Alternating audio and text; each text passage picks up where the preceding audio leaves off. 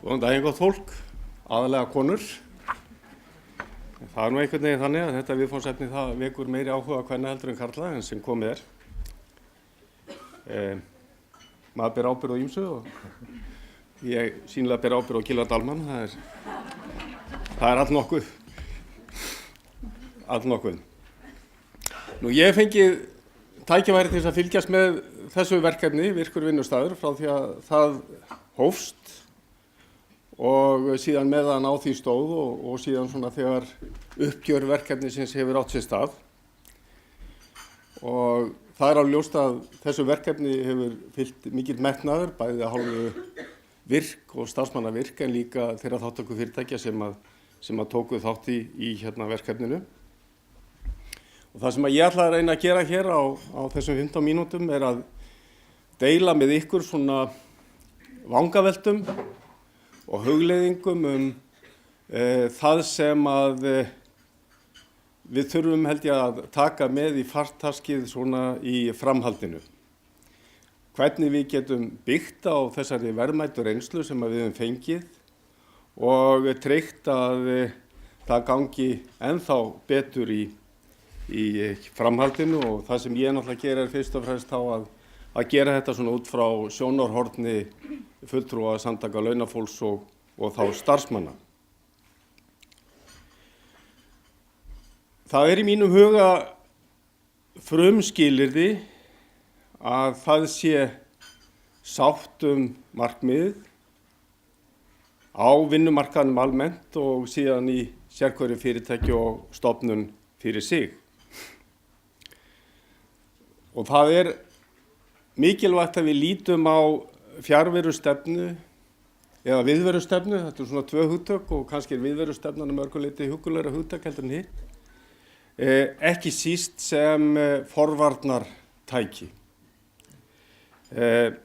Standa vörð heilsu starfsmanna og tryggja að aðstæður í vinnu og vinnuumhverfi séu sem heilsusamlegastar, stuðla að farsælli endurkomu til vinnu eftir veikindi og slys, að það séu mótaðar skýrir og þekktir ferlar viðbrögð við fjarvistun starfsmanna til að tryggja samræmingu og viðeigandi viðbrögð, vera leiðbeinandi að móta svona lausnamiðuð viðhorf starfsmanna og stjórnenda til viðbragða vegna fjarvist og endurkomu til vinnu eftir veikindi og slys og tryggja að vinnustaðurinn komi til móts við einstaklinga með skerta starfsgetu ef þeir geta unnið þrátt fyrir að þeir glími við afleiðingar veikinda eða slysa. En eitt sátt markmiðin og annað síðan sátt aðferðafræðin og nálgunina á hverjum stað fyrir sig. Og það þarf hvoru tveggja að vera til staðar. Markmiðin eru góð en ef að þeim fylgir ekki framkvæmd sem viðeigandi að þá ekki líklegt að vel takist til. Og það mikilvægt að við höfum í huga að áherslan jú á möguleika sem flestra til virkra atvinnuþátttöku. Það gagnast einstaklingunum, það gagnast atvinnulífinu og fyrirtækjunum og það gagnast náttúrulega samfélaginu öllu þegar upp staðið. Og það þá spurning svona álitaefnin, hvað þarf til? Hvað þarf til að framkvæmdin sé með þeim hætti að ásættanlegt sé og það skili sem bestum árangri? Og ef við byrjum á að líta á vinnustaðinn og hvað þarf til þar, þá erum við að tala svona vinnustaða menningu. Hver eru samskiptin á milli stjórnenda og starfsmanna og eru þau í samræmi við þessi markmið sem við höfum sett okkur? Eru reglur fjarvistartilkynningar og skráningu skýrar? Þær þannig að allir þekki til og eru upplýstir þar og það þannig að þær uppfylli ákvæði kjarasamninga? Þetta snýst líka hæfi stjórnenda, bæði þetta hvort hafa nægilega þekkingu á viðfangsefninu, til þess að geta leitt þetta starf innan fyrirtækjana og við heyrðum þetta hér áðan hversu mikilvægi stjórnendurnir eru til þess að vel takist til.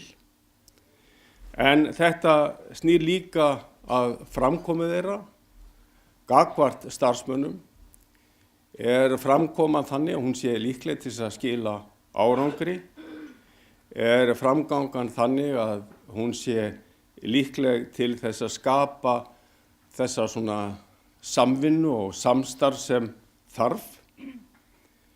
Það þannig að þegar fjarvistarsamtöl eiga sér stað þá líti starfsmenn á þetta sem einlægan áhuga og vilja til þess að aðstoða þá, til þess að styðja þá, til þess að gera betur, ekki síst þegar að ræða endurkomin til starfa eftir lengri veikindi eða fjarveru vegna slysa, eða það þannig að starfsmennir upplifi þetta sem hnýsni, sem einhvers konar ógnun við þeirra persónu og þannig að það hafi á sér einhvers konar neikvætt yfirbragð.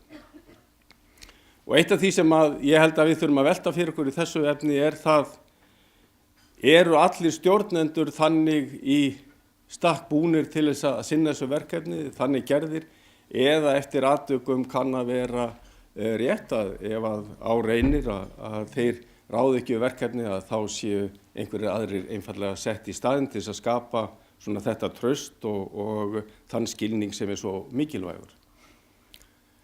Eitt atriði til viðbótar líka mikilvægt að hafa í huga og það snýr að persónuvernd og persónuvernd starfsmanna. Hvaða upplýsinga verið að afla og í hvaða tilgangi verið að afla þeirra. Hvernig eru þessar upplýsingar meðhöndlaðar, hverjir fá hvaða upplýsingar til þess að vinna með og með hvaða hætti til dæmis þessum upplýsingu síðan eytt. Eða verða þær til í einhverjum gagnasöfnum til eilíðar nóns sem náttúrulega ekki að vera. Og þarna komum við náttúrulega aftur að þessu mikilvæga forvarnarhlutverki að líta og skoða þessa upplýsingaöflun fyrst og fremst í þessum forvarnartilgangi og setja þær síðan þessuna í samhengi við áhættumat á vinnustað, setja þær í samhengi við starf vinnueftirlitsins og eftirlit vinnueftirlitsins ef að við erum til dæmis að sjá einhverja svona faraldsfræðilega þætti sem að koma upp á vinnustöðum. Og í þessu starfi mikilvægt að hafa í huga að Virk hefur gefið út alls konar upplýsinga og kynningarefni sem að hægt að styðjast við og leiðbeina þegar verið að innleiða þessa starfsemi á vinnustöðunum og síðan eru náttúrulega ráðgjafar út á markaði sem eru að vinna með þetta líka. Hvað þarf til á vinnustaðnum? Og hér ég einkum og sér í lagi að horfa til endurkomu til starfa þegar starfsmenn eru búin að vera frá í lengri tíma vegna veikinda og slysa og eins og hér hefur komið fram á undan, þá þetta kannski að mörgu leyti flóknustu og erfiðustu úrlausnarefni sem að vinnustaðirnir standa frammi fyrir. Og þá þetta annars vegar náttúrulega spurning skipulag. Hvernig staðið að skipulagningu þegar starfsmennir að koma þarna aftur og þar kemur til að mynda til álita að það þarf að ryðja úr vegi ýmsum svona kerfisfræðilegum eða kerfislægum hindrunum. Það kom til dæmis fram í verkefninu að minnst einn atvinnurekandi hafði einfaldlega þá stefnu að starfsmenn kæmu ekki inn í hlutastörf, heldur bara í það starf sem þeir höfðu verið í áður. Og þar með var einfaldlega ekki hægt að skipuleggja þetta með þeim hætti sem að hefði kannski verið ákjósanlegast. Það náttúrulega líka mikilvægt að hafa starfsmenn og vinnufélagana með í ráðum þegar svona endurkomin til starf að ræða, vegna þess að auðvitað hefur það áhrif á vinnustaðinn allan. Ef það þarf að breyta verkefnum, ef það verið að búa til hlutastörf tímabundi og svo framvegis, þá það í sjálfu sér vinnustaðurinn allur og vinnufélagarnir sem eru þáttakandi í slíku breytingaferli og mikilvægt að þeim sé bæði kynnt og þeir séu þá samtaka að gera þetta með þeim hætti sem að ákveðið Og aðkoma trúnaðarmanna og stéttarfélaganna teljum við líka að skipti mjög miklu máli. Það reynir oft á spurningar réttindamál, varðandi kjarasamninga og annað og þá einkar mikilvægt að það sé ljóst að trúnaðarmaðurinn ef hann á vinnustaðnum þekki til og hafi haft samráð við hann með hvaða hætti staðað hlutunum og sama getur skipt máli varðandi stéttarfélögin og starfsmenn stéttarfélagana þegar starfsmennir síðan fara að leita eftir upplýsingum þeirra réttindi og skyldur. Lykillinn að árangri sem sagt fræðsla og samstarf milli stjórnenda og starfsmanna og líka þetta traust á milli aðila stjórnenda og starfsmanna og vinnustaðarins þegar kemur að framkvæmdinni sjálfri. Og eitt af því sem að síðan hefur komið í ljós og Jónína benti hér aðeins á hvernig sem sagt skráning gagna, fjarvistagagna háttað og hvaða áhrif það getur haft. Og það náttúrulega mikilvægt þegar mér að meta árangurinn að þessu starfi, að þessi skráning sé skipulögð og skýr. Og hún líka út af þessi mikilvæg fyrir vinnumarkaðinn þannig að við þekkjum vinnumarkaðinn betur í heild sinni og hvað þar að gerast.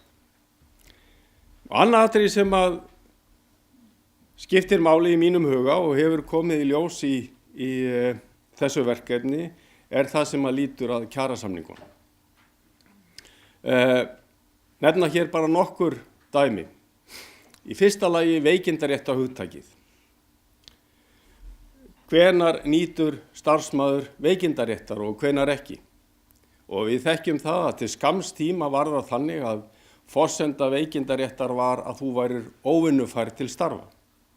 Slík skilgreining ein út af fyrir sig nánast kom í veg fyrir að við getum farið þá leið sem að við erum að tala hér, að fólk geti þrepa sig inn í störfi í svona áföngum.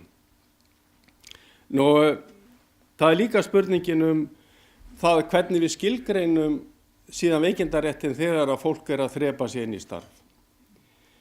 Þegar að endurkoma niður í áföngum. Hvernig talið? Það þannig að þú varst í fullu starfi og til mér byrjar í hálfu starfi að þú sért að nýta veikindaréttin dag á móti degi?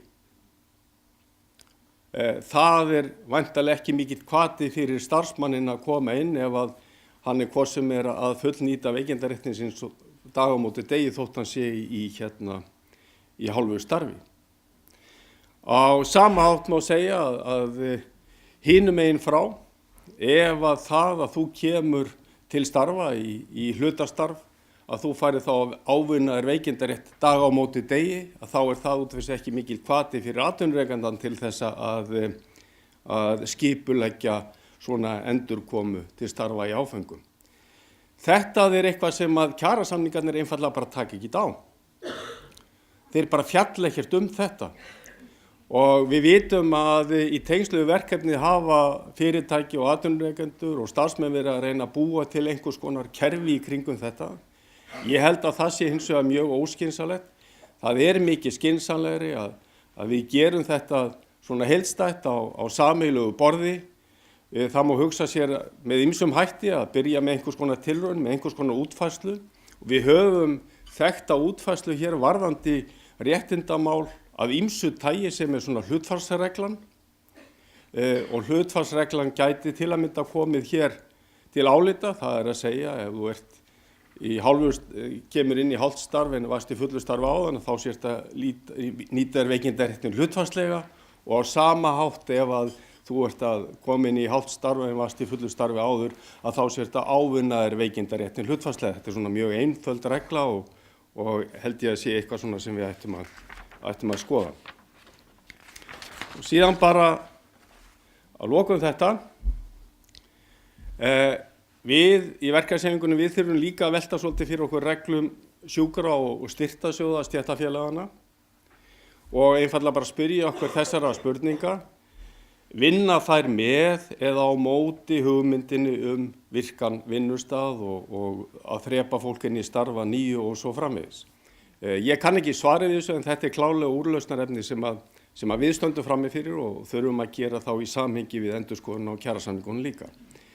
En eitt atriði til viðbótar kemur þannig til álita þegar langtímaveikindir að ræða eða langtíma forföll og fólk síðan að koma aftur til starfa og það það sem að lítur að reglum Tryggingastofnunar og samspil almannatryggingakerfisins og lífeyrissjóðanna.